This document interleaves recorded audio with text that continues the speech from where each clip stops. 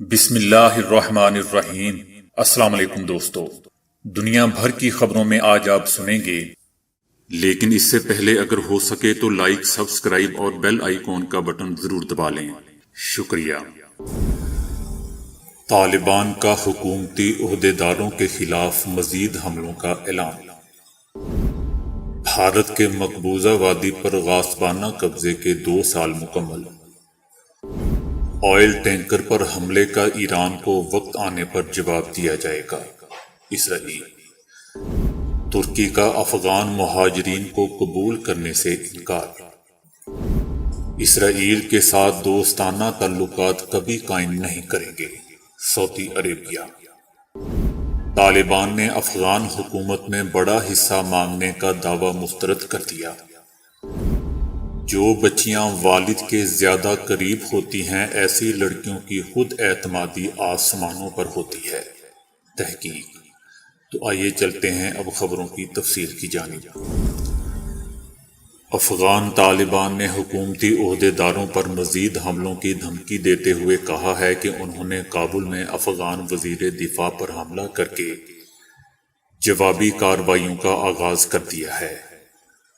افغان وزیر دفاع بسم اللہ محمدی اس حملے میں بچ گئے تھے۔ امریکی اہلکاروں کے انخلاء کے اعلان کے بعد اس برس مئی کے آغاز سے ہی طالبان اور افغان سیکیورٹی فورسز کے درمیان لڑائی میں شدت آئی ہے۔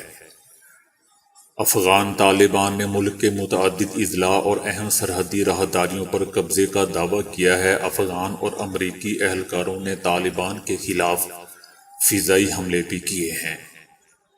طالبان کا کہنا ہے کہ کابل میں حملہ ان کا جوابی رد عمل تھا۔ کابل انتظامیہ کے رہنماؤں اور حلقوں کے خلاف یہ جوابی کارروائیوں کا آغاز ہے، جو ملک کے مختلف حصوں میں حملوں اور بمباری کا حکم دے رہے ہیں۔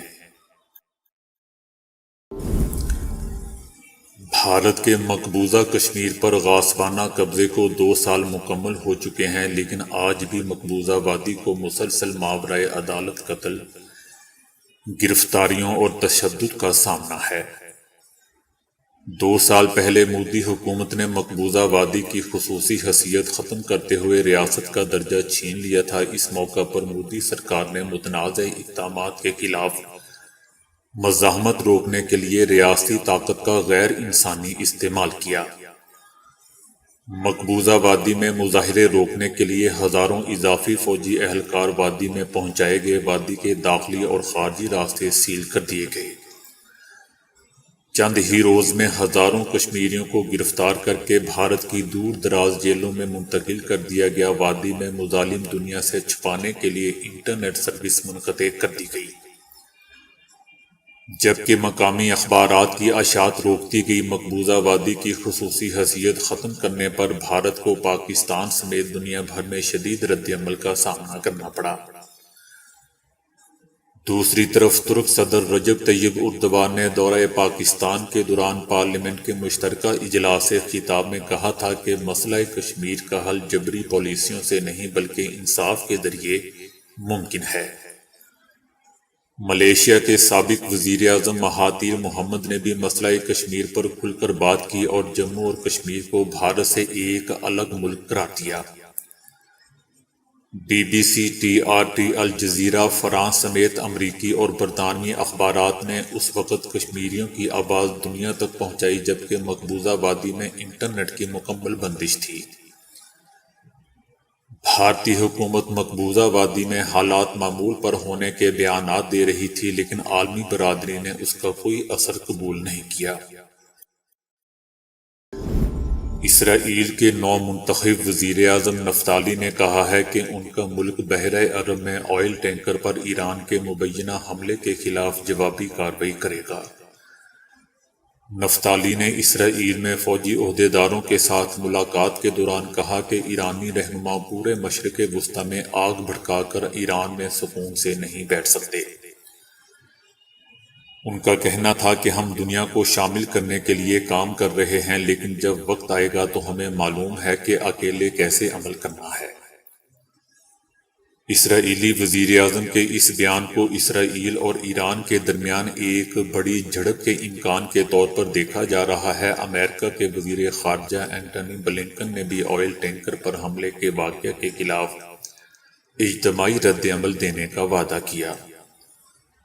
بلنکن نے واضح کیا کہ وہ پورے اعتماد کے ساتھ کہہ سکتے ہیں کہ ایران نے متعدد ڈرون کی مدد سے یہ حملہ کیا۔ نیٹو کا بھی کہنا ہے کہ ہم بھرپور مذمت کرتے ہوئے اپنے اتحادیوں کے ساتھ ہیں۔ ان کا کہنا ہے کہ آزادانہ جہاز رانی کا حق تمام نیٹو اتحادیوں کے لیے اہمیت رکھتا ہے اور اس سلسلے میں بین الاقوامی قانون کا لازمی اطلاق ہو جانا چاہیے۔ برطانیہ، امریکہ اور رومانیہ اس نتیجے پر پہنچے ہیں کہ زیادہ امکان یہ ہے کہ ایران اس واقعے کا ذمہ دار ہے۔ نیٹو کا کہنا تھا کہ وہ ایران پر زور دیتے ہیں کہ وہ اپنی بین الاقوامی ذمہ داریاں پوری کرے۔ برطانیہ کے ایک اعلیٰ کمانڈر جنرل ٹی کارٹر نے کہا ہے کہ ایران کے حملے کے جواب میں مغربی طاقتوں کو جوابی کارروائی کرنی چاہیے۔ ان کے بقول اگر ایسا نہ کیا گیا تو اس سے ایران کو شے ملے گی۔ برطانوی ڈیفنس سٹاف کے سربراہ نے کہا کہ خلیج میں اپنی طاقت برقرار نہ رکھی گئی تو ایران ہمارے اثاثوں پر مزید حملے کر سکتا ہے اور وہ غلط اندازے لگا سکتا ہے۔ بقول ان کے کہ بنیادی طور پر جو چیز ہمیں کرنا چاہیے وہ یہ ہے کہ ایران اپنے انتہائی غیر ذمہ دارانہ رویے کا حساب دے۔ دوسری جانب ایران نے اس حملے کے الزام کو سختی سے مسترد کر دیا ہے۔ نیتن یاہو نے بھی وزیر اعظم نفتالی پر تنقید کرتے ہوئے کہا ہے کہ نفتالی کے اقدامات سے اسرائیل کا حملہ سبوتاژ ہو جائے گا۔ ان کا کہنا تھا کہ نفتالی نے جو معلومات امریکہ بھجوائی ہیں وہ میڈیا کو لیک ہو سکتی ہیں جس سے ہمارے آپریشن کو نقصان پہنچے گا۔ ان کا کہنا تھا کہ اس موقع پر اسرائیل کو سرپرائز دینا چاہیے۔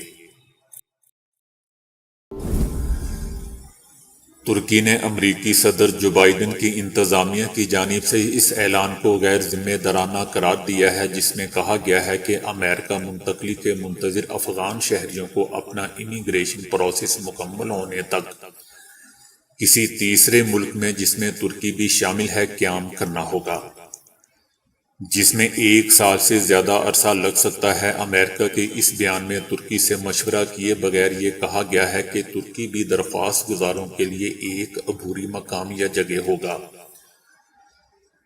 ترکی کا کہنا تھا کہ ترکی کے پاس پناہ گزینوں کے ایک اور بحران کا سامنا کرنے کی گنجائش نہیں ہے۔ ترکی نے کہا کہ امریکہ ان لوگوں کو طیارے کے ذریعے براہ راست لے جا سکتا ہے۔ ترکی تیسرے ملک کی بین الاقوامی ذمہ داریاں قبول نہیں کرے گا۔ ترکی دوسرے ملکوں کو اپنے قوانین سے ناجائز فائدہ اٹھانے کی اجازت نہیں دے گا۔ افغانستان سے امریکی اور نیٹو اہلکاروں کا انخلاء 31 اگست کو مکمل ہو رہا ہے، جبکہ میڈیا اطلاعات کے مطابق جولائی کے آخر تک 95% غیر ملکی اہلکار اپنے ملکوں کو واپس جا چکے ہوں گے۔ امریکہ نے کہا ہے کہ وہ کابل میں اپنے سفارتخانے کی حفاظت کے لیے معقول تعداد میں سیکیورٹی اہلکار تعینات کرے گا، جبکہ کابل کے انٹرنیشنل ایئرپورٹ کے تحفظ کے لیے ترکی اپنے فوجی تعینات کرنے کا اشارہ دے چکا ہے۔ دوسری جانب طالبان نے کہا ہے کہ وہ ترکی سمیت کسی بھی غیر ملکی اہلکاروں کی ایئرپورٹ پر موجودگی کو غیر ملکی مداخلت سمجھتے ہوئے اس کے خلاف جہاد کریں گے۔ امریکہ نے امریکی اور نیٹو فورسز کے افغانستان میں قیام کے دوران مترجم ڈرائیور اور دوسرے شعبوں میں کام کرنے والے افغان شہریوں کے ان کے تحفظ کے پیش نظر انہیں اور ان کے خاندانوں کی امریکہ میں منتقلی اور امیگریشن دینے کا وعدہ کیا ہے۔ امیگریشن سے متعلق پہلی کیٹیگری میں آنے والے افغان باشندوں کی منتقلی اگست میں مکمل ہونے کا امکان ہے، جبکہ دوسری کیٹیگری میں شامل افراد سے کہا گیا ہے کہ وہ کسی تیسرے ملک میں اپنا امیگریشن پروسیس مکمل ہونے کا انتظار کریں، جس میں 1 سال سے زیادہ کا عرصہ لگ سکتا ہے۔ تیسرے ملک کی آپشن میں ترکی کو بھی شامل کیا گیا ہے۔ ادھر طالبان نے کہا ہے کہ ماضی میں غیر ملکی فورسز کے لیے خدمات سر انجام دینے والے افغان شہری اگر اپنی وفاداریاں اپنے ملک کی جانب منتقل کر لیتے ہیں تو انہیں کچھ نہیں کہا جائے گا۔ سعودی عرب نے کہا ہے کہ اسرائیل کے ساتھ دوستانہ تعلقات قائم نہیں کریں گے اور نہ ہی دیگر عرب ممالک کی طرح معاہدہ ابراہیم میں شمولیت کا ارادہ رکھتے ہیں۔ فلسطینی ریاست کا قیام ہی مشرق وسطیٰ میں پائیدار امن کا واحد راستہ ہے، اسرائیل سے دوستانہ تعلقات قائم نہیں کریں گے۔ سعودی عربیہ نے ایران پر مشرق وسطیٰ میں قیام امن کو نقصان پہنچانے کا الزام عائد کرتے ہوئے کہا کہ ایرانی حکومت یمن میں حوثیوں کو عسکری امداد کی فراہمی اور خلیج فارس میں جہاز رانی کو خطرے میں ڈال کر اپنا اثر و رسوخ بڑھانا چاہتا ہے۔ اگر نئے امریکی صدر ایران اور عالمی طاقتوں کے درمیان 2015 کے جوہری معاہدے میں دوبارہ شمولیت اختیار کرنا چاہتے ہیں تو ہمیں کوئی اعتراض نہیں، تاہم ایران کو ہتھیاروں کی تیاری نہ کرنے کی یقین دہانی کرانا ہوگی۔ اگر ایران خطے کی سلامتی میں شامل ہوتا ہے تو خیر مقدم کریں گے، لیکن اس سے پہلے ایران کو مشرق وسطیٰ میں عسکری قوتوں کو اسلحے کی فراہمی اور مالی معاونت بند کرنا ہوگی۔ طالبان نے افغانستان کے لیے امریکہ کے خصوصی نمائندے زلمے خلیلزاد کے اس بیان کو مسترد کر دیا ہے جس میں انہوں نے کہا تھا کہ طالبان مستقبل کی حکومت میں لائنز شیئر یعنی بڑا حصہ چاہتے ہیں۔ طالبان نے اس پر بات کرتے ہوئے کہا کہ یہ ان کا ذاتی خیال ہے، ہم نے خلیلزاد کی باتیں سنی، لیکن ہم ایک ایسا معاہدہ چاہتے ہیں جو لوگوں کے اسلامی جذبات کے مطابق ہو۔ ہم طاقت کی اجارہ داری یا اقتدار میں شراکت داری نہیں چاہتے، ہم اپنے لیے کچھ نہیں چاہتے، ہم نے اسلام کی خاطر بڑی قربانیاں دی ہیں، قوم اب تھک چکی ہے۔ اب یہاں ایک مکمل اسلامی حکومت ہونی چاہیے اور سب لوگوں کو اسے تسلیم کرنا چاہیے، اس حکومت میں سب افغانوں کو شریک کیا جائے گا۔ زلمے خلیلزاد نے کہا تھا کہ اس وقت طالبان عسکری صورت کو سامنے رکھتے ہوئے مستقبل کی حکومت میں لائن شیئر کا مطالبہ کر رہے ہیں۔ انہوں نے مزید کہا تھا کہ تقریباً 1 سال پہلے دوحہ قطر میں امریکی حمایت سے شروع ہونے والے امن مذاکرات میں طالبان اور افغان حکومت ایک دوسرے سے کافی فاصلے پر ہیں۔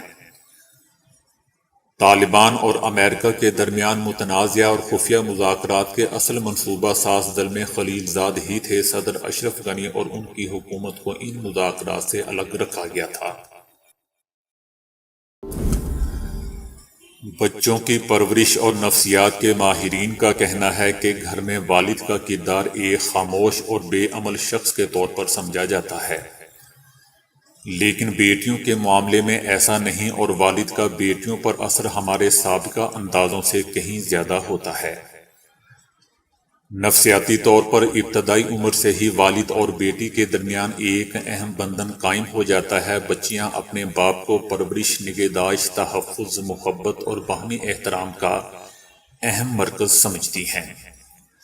اسی لیے والد بچیوں کو نئی دنیا سے آگاہ کرنے اور ان کو سمجھ فراہم کرنے میں کلیدی کردار ادا کرتے ہیں۔ ماہرین کہتے ہیں کہ جب بچیاں اسکول جانے لگیں تو ان کی جسمانی، نفسیاتی اور سماجی صحت کے متعلق والد کا کردار مزید اہم ہو جاتا ہے، کیونکہ والد کا رویہ بیٹیوں کی زندگی اور ترجیحات کا تعین کرتا ہے۔ نوعمر لڑکیاں اپنے والد کی آغوش اور گرم جوشی کے رویے سے روزمرہ زندگی کے مسائل جھیلنے اور تناؤ سے باہر نکلنے میں زیادہ کامیاب رہتی ہیں۔ اسی طرح وہ اپنے احساسات کو بہتر انداز میں بیان کرنے کی اہل ہو جاتی ہیں، جبکہ والد کی شفقت بچیوں میں غربت کا احساس بھی کم کر دیتی ہیں۔ جو بچیاں والد کے زیادہ قریب ہوتی ہیں وہ شادی کے بعد مضبوط اعصاب کی ماں ثابت ہوتی ہیں۔ Journal of North American psychology کی ایک نئی تحقیق کے مطابق نوعمری سے نوجوانی تک کے سفر میں بھی والد کا کردار اہم ہوتا ہے۔ اگر اس مرحلے پر باپ محبت اور خیال کرنے والا ہو تو لڑکیوں کی خود اعتمادی آسمانوں پر ہوتی ہے اور شدید مسائل میں بھی وہ ثابت قدم ہی رہتی ہیں۔ باپ کا کردار لڑکیوں کی کالج اور اس سے اوپر کی سطح کی تعلیم پر بھی اثر انداز ہوتا ہے۔ جب کوئی لڑکی خود مختار ہو کر اپنے گھر سے باہر نکلتی ہے تو اس موقع پر والد کا مشاورتی کردار بھی اہم ہو جاتا ہے۔ اسی لیے ماہرین کا مشورہ ہے کہ والد گھر میں خاموش کردار ادا کرنے کی بجائے آگے بڑھ کر بیٹیوں کی پرورش میں بھرپور طریقے سے حصہ لیں۔ تو دوستو ابھی کے لیے اتنا ہی۔ ویڈیو کو لائک اور شیئر کرنے کا بہت بہت شکریہ۔